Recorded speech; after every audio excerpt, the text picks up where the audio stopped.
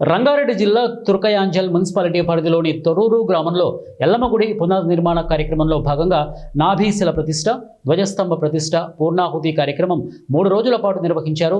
ఈ కార్యక్రమంలో Ibrahimpatnam MLA Malreddy Rangareddy, road corporation chairman Malreddy Rama Reddy ముఖ్య అతిథిగా పాల్గొని ప్రత్యేక పూజలు నిర్వహించారు. తొర్రూరు గ్రామంలో గత 4-5 రోజుల నుండి ఈ గ్రామంలో ఉండేటువంటి బొడ్రాయి పండుగ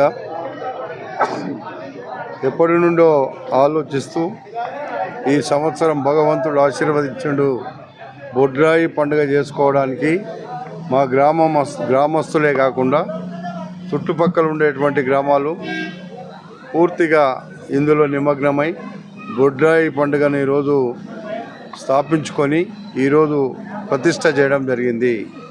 అదేవిధంగా 21 సంవత్సరాల క్రితం కట్టినటువంటి ఎల్లమ్మ దేవాలయం, ఈ దేవాలయంలో మరొక ఇక్కడ గజస్తంభాన్ని కొత్తగా గతంలో ఉండే పునర్నిర్మాణం గజస్తంభాన్ని కూడా చేసినాం.